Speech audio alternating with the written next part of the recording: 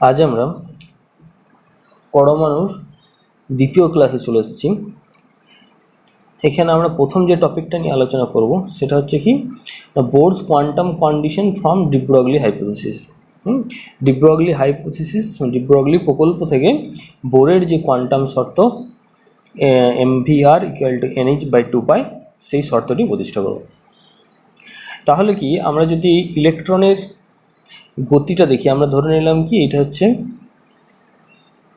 Nucleus এবং কি electron এর চারিপাশে এইভাবে একটা কক্ষপথ জুড়ে ঘুরছে এবং সেই কক্ষপথের ব্যাসার্ধ ধরে নিলাম কি আর ব্যাসার্ধের একটা বৃত্তাকার কক্ষপথে ইলেকট্রনটা কি করছে না প্রদক্ষিণ করছে। এবার আমি যদি ধরে নিই এই যে ইলেকট্রন, সেই ইলেকট্রনটা ডি ব্রগলি তরঙ্গদৈর্ঘ্য ল্যামডা, তাহলে ল্যামডা সমান আমরা কি বলতে পারি না ল্যামডা = h/mv। ভিটা কি না ইলেকট্রনের বেগ। এবার যদি বলি এই রকম ল্যামডা, যদি এইভাবে হয়,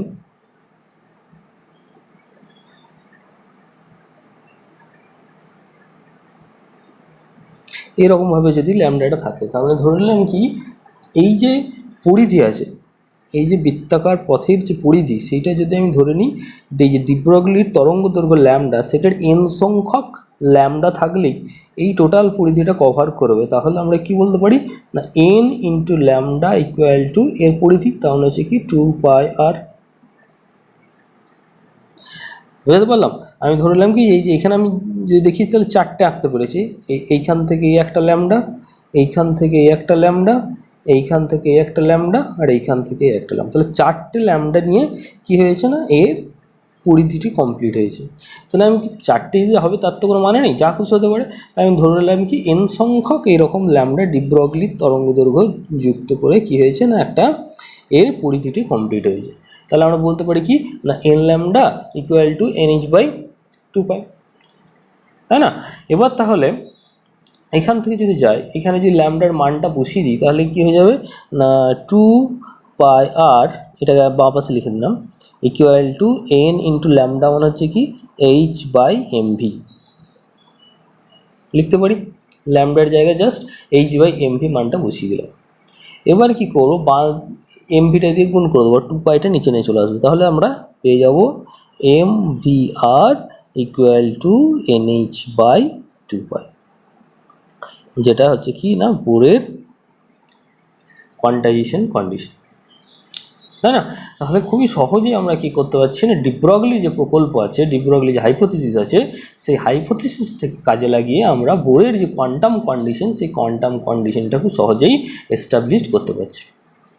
ঠিক আছে, এটা ছোট একটা থিওরি ছিল যেটা আমাদের খুব ইম্পর্টেন্ট, পরীক্ষাতে দেয়।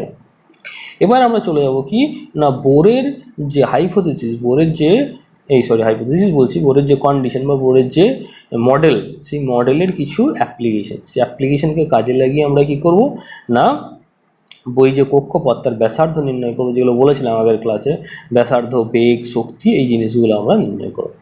আজকে আমরা যেটা নির্ণয় করব প্রথমে সেটা হচ্ছে কি না বোরের সাহায্যে একটা ইলেকট্রনের কক্ষপথের ব্যাসার্ধ আমরা প্রথমে নির্ণয় করব। তাহলে কি রেডিয়াস। তাহলে ফার্স্ট আমরা কি করব না রেডিয়াসটা, তো সেই জন্য আমরা কি ধরে নিলাম কি না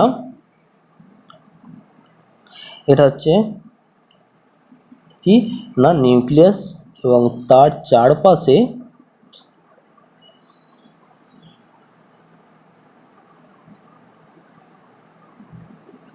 এইভাবে একটা ইলেকট্রন ঘুরছে। এবার বলে রাখি বোরের এই যে মডেল বা বোরের যে অ্যাপ্লিকেশনগুলো আমরা দেখব, সেগুলো শুধুমাত্র অ্যাপ্লিকেবল হবে কার জন্য না যার পরমাণুতে একটা মাত্র ইলেকট্রন আছে। ঠিক আছে, যার পরমাণুর ক্ষেত্রে একটা মাত্র ইলেকট্রন আছে তার ক্ষেত্রে কেবলমাত্র বোরের তত্ত্ব বা বোরের মডেল অ্যাপ্লিকেবল, তাছাড়া কিন্তু বোরের মডেল অ্যাপ্লাই করা যাবে না। ঠিক আছে, এবার আমি ধরে নিলাম কি ইলেকট্রনটা কি না ভি বেগে গতিশীল এবং এর ব্যাসার্ধ হচ্ছে আর, তাহলে আমাদের আর বের করতে হবে, ভি বের করতে হবে। ঠিক আছে, এবার আর একটা জিনিস ধরে নিই, এই যে নিউক্লিয়াস, এই নিউক্লিয়াসে আমি ধরে নিলাম কি জেড সংখ্যক প্রোটন আছে, মানে কি পারমাণবিক সংখ্যা জেড, তাহলে এর আধান হবে জেড ই, আর যেহেতু ইলেকট্রন একটা ইলেকট্রন আছে তাহলে এর আধান হবে শুধুমাত্র ই। অবভিয়াসলি এটা পজিটিভ এটা নেগেটিভ, আমাদের যেহেতু এখানে পজিটিভ নেগেটিভ খুব একটা এফেক্ট এখন পড়ছে না সেহেতু পজিটিভ, তাহলে লিখে দিতে পারো এখানে প্লাস, এটা হচ্ছে মাইনাস। হলো, তাহলে এটা কি হচ্ছে না জেডি পরিমাণ আধান আছে, এখানে ই পরিমাণ আধান আছে। পারমাণবিক সংখ্যা যদি 2 হয় তার মানে কি দুটি প্রোটন আছে তাহলে তার আধান হবে 2e, যদি 3 হয় তাহলে 3e। তাহলে সেই ক্ষেত্রে সে অন্য আমরা কি করলাম জেড আমরা ধরে নিলাম। ঠিক আছে, এবার তাহলে কি করবে না ফার্স্ট যে বল দুটো কাজ করবে, একটা কি না এদের মধ্যে আকর্ষণ বল, আর একটা হচ্ছে বাইরের দিকে এমভি স্কোয়ার বা যে বলটা কাজ করবে অপকেন্দ্র বল, সেই বল দুটোকে সমান করতে হবে। সরি অপকেন্দ্র তো বল নয়, অভিকেন্দ্র বল।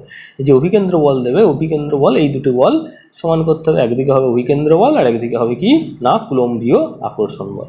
তাহলে কি এই বলতে পারি না কুলম্বীয় আকর্ষণ বল কি হবে এদের মধ্যে না 1/4 পাই এপসাইলন নট Q1 Q2, তাহলে Q1 বলতে এখানে জেডি, Q2 বলতে ই, ডিভাইডেড বাই দূরত্ব বলতে এদের মধ্যে কি না আর, ব্যাসার্ধে যেহেতু আর ধরেছি তাহলে হয়ে যাবে কি না আর স্কোয়ার, ইকুয়াল টু কী হবে না অভিকেন্দ্র বল এম ভি স্কোয়ার বাই আর।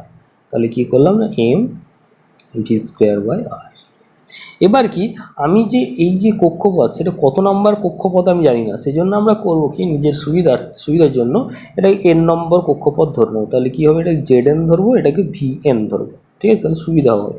তাহলে এটাকে লিখে দিলাম আর এন, এখানেও আর এন, এটা হচ্ছে ভি এন, এনতম কক্ষপথ ধরে নাও। যদি 1 নম্বর কক্ষপথ হয় তাহলে সেই ক্ষেত্রে কী লিখবো না আর এন ইকুয়াল টু এই এন ইকুয়াল টু 1 বসে যাবে।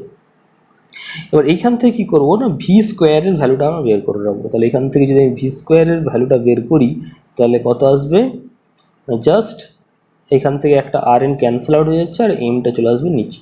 তাহলে উপরে থাকবে কি জেড স্কোয়ার হলো, নিচে চলে আসবে কি 4 pi epsilon naught M R n, তাই না জেড স্কোয়ার, আর এইখানে থাকলো কি 4 পাই এপসাইলন 0, একটা আর এন 4 থাকলো আর একটা এম নিচে আসবে।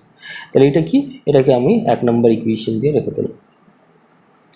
হলো, আবার যদি আমি বোর্ডের যে কন্ডিশন সেটা লাগাই তো বোর্ডের কন্ডিশন কি বলছে না এম ভি আর, তার মানে m equal to n h divided by 2 pi.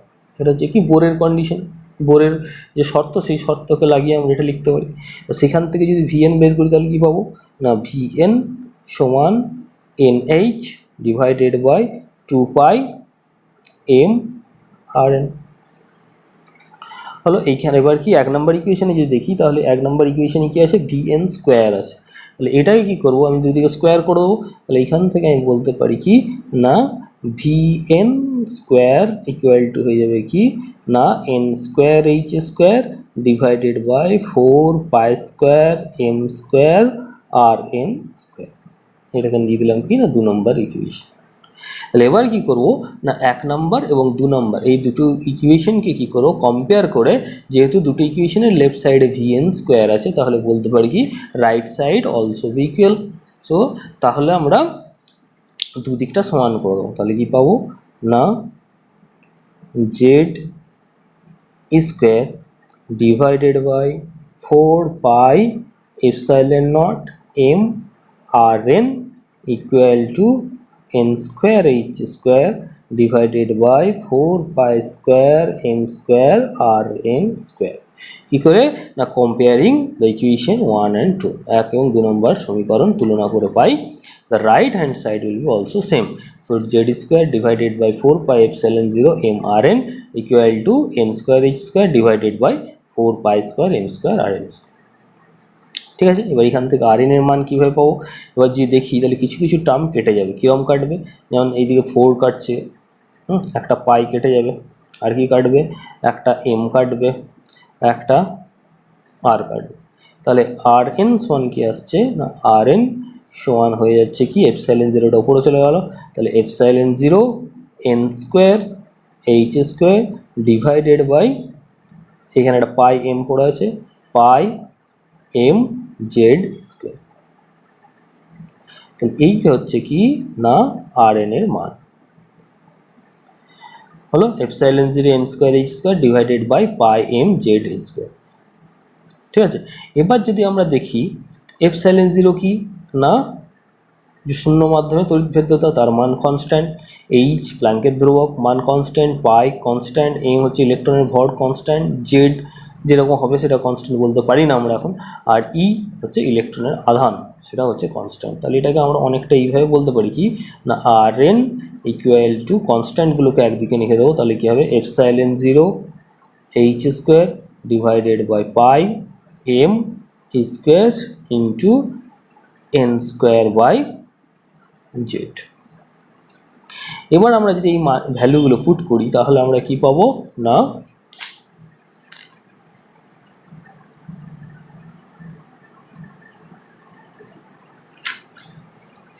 R N সমান পাবো কি, ভ্যালুগুলো পুট করলে 0.53 ইন্টু 10⁻⁻10 এরকম একটা ভ্যালু আমরা পাবো, ইন্টু যেটা ছিল আমাদের সেটা থাকবে ওপরে এন স্কোয়ার নিচে জেড। তাহলে এই যে এত মিটার, অবভিয়াসলি আমরা সব ভ্যালুগুলো এসআই সিস্টেমে বসেছি, তাহলে আর এন এর মান মিটারই আসবে। এবার কি 10⁻⁻10 মিটার মানে হচ্ছে কি 1 অ্যাংস্ট্রম, তাহলে আমরা বলতে পারি কি না 0.53 into z square n square by z angstrom. 1 angstrom মানে হচ্ছে কি না 10⁻⁻10 মিটার।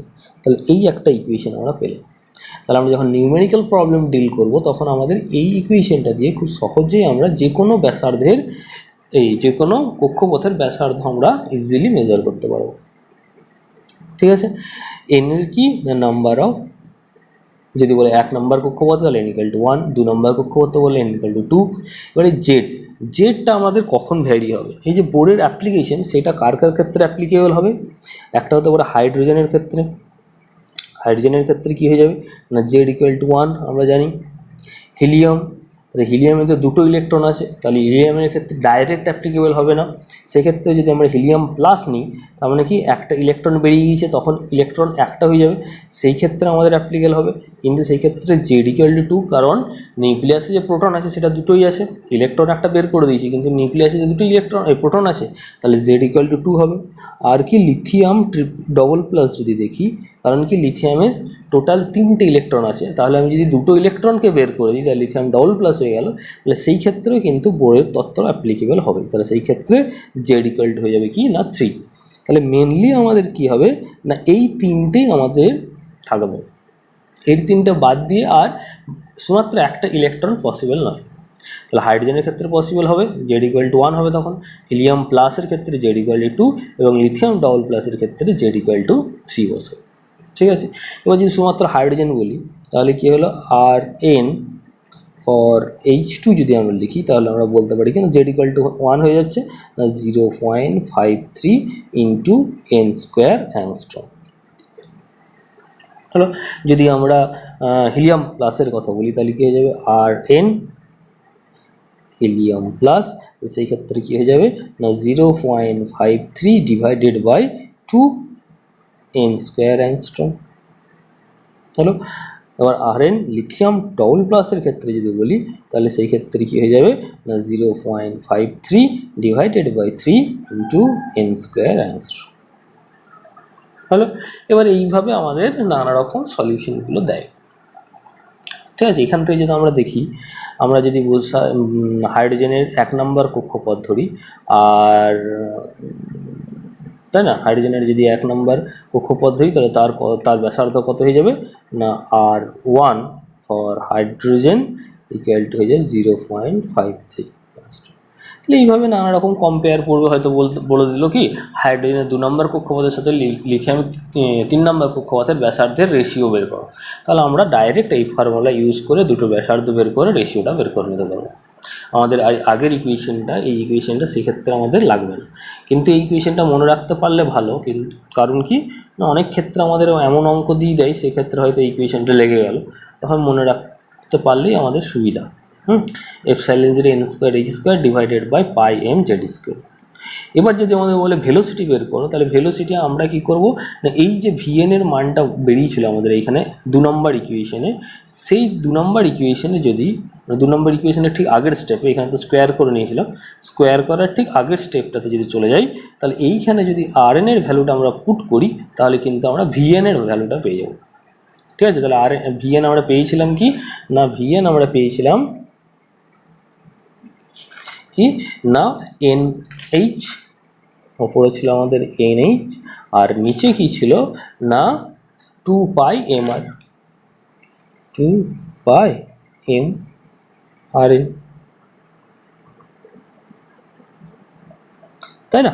এবার কি করবো না, আর এন এর ইকুয়েশনটা বসিয়ে দেবো এখানে, তাহলে কি পাবো, এন এইচ তো থাকলো ওপরে, এখানে থাকলো 2 পাই এম, হলো আর এন এর মান কি না epsilon 0 n square H square, এটা আমাদের নিচে লিখছি না, একদম উপরে চলে যাবে, এটা equal to pi m z square.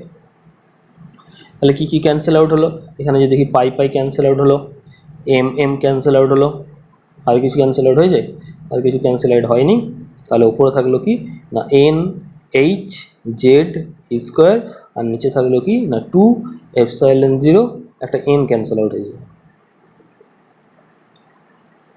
N একটা এইচও ক্যান্সেল আউট হচ্ছে না, সরি। তাহলে এটা হলো আমাদের ভ্যালু, তাই না, Z square divided by 2 epsilon 0 n h. এটা যদি আমি এইভাবে লিখি নাকি square divided by 2 epsilon 0 h into z by n, তাহলে এটা পেয়ে যাবো কি ভিএন এর ভ্যালু। এবার যদি আমরা এই ভ্যালুগুলো পুট করি, তাহলে ভিএন এরও একটা আমরা ইকুয়েশন পেয়ে যাবো। তাহলে যেহেতু আমাদের ভিএনটা খুব একটা লাগে না, সেরকম আমাদের দরকার হয় না, তাও আমরা যদি ইচ্ছা হয় তাহলে ভ্যালুগুলো পুট করে আমরা দেখে নিতে পারি যে 6 পয়েন্ট সামথিং একটা আসবে, 6 point something in 10 to the power কিছু একটা আসবে, আমার এই মতো মনে পড়ছে না। তাহলে যাই হোক একটা ভ্যালু আমরা পাবো, সেই ভ্যালুটা আমরা এখানে ইয়ের ভ্যালু, এপসাইলন 0 এর ভ্যালু আর এইচের ভ্যালু পুট করলেই পেয়ে যাবো। যেটা দেখার বিষয় সেটা কি না ভেলোসিটি ডিপেন্ড করছে কিন্তু এন এর সাথে ব্যস্ত অনুপাতে, তার মানে কি এন যত বাড়বে ভি কিন্তু তত কমবে, তাই না? বাকি তো সবই কনস্ট্যান্ট। আমি জেড হাইড্রোজেন ধরি, তা সেক্ষেত্রে হাইড্রোজেন জেড ইকুয়াল টু 1 হয়ে যাবে, লিথিয়াম ধরলে জেড ইকুয়াল টু 3 হয়ে যাবে, হিলিয়াম ধরলে জেড ইকুয়াল টু 2 হয়ে যাবে। তাহলে প্রত্যেকটা একটা এক এক জনের ক্ষেত্রে জেড ইকুয়াল টু কনস্ট্যান্ট, ঠিক আছে? তাহলে কি হচ্ছে না এন এর উপর ইনভার্সলি প্রপোর্শনাল হচ্ছে, আর এইখানে কি হচ্ছে রেডিয়াসের উপর এন এর স্কোয়ারের সাথে ডাইরেক্টলি প্রপোর্শনাল হচ্ছে। এই রিলেশনগুলো আমাদের মনে রাখতে হবে, কারণ এই রিলেশনগুলো থেকেও আমাদের নানা রকম ম্যাথ দিয়ে দেয়, ঠিক আছে? তাহলে এই হচ্ছে আমাদের ভেলোসিটি অ্যান্ড রেডিয়াস। এর পরের ক্লাসে আমরা কি করব না, আমরা শক্তির ইকুয়েশন, ইলেকট্রনের কক্ষপথের শক্তির ইকুয়েশনটা বের করব, এবং সেই শক্তি স্তরের এনার্জি গ্যাপের জন্য যে বর্ণালী সৃষ্টি হবে সেই বর্ণালীগুলো নিয়ে আলোচনা করব, ঠিক আছে?